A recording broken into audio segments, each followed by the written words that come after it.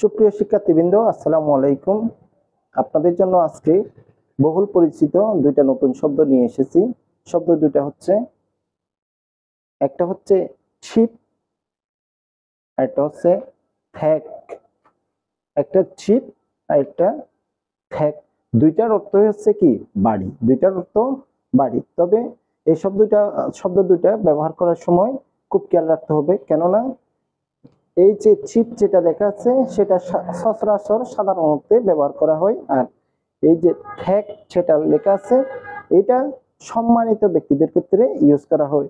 সাজাংনিম, সংসেংনিম, হারাবজি, হালমনি, এই সমস্ত সম্মানিত ব্যক্তিদের পেছনে এই থ্যাকটা ব্যবহার করতে হবে।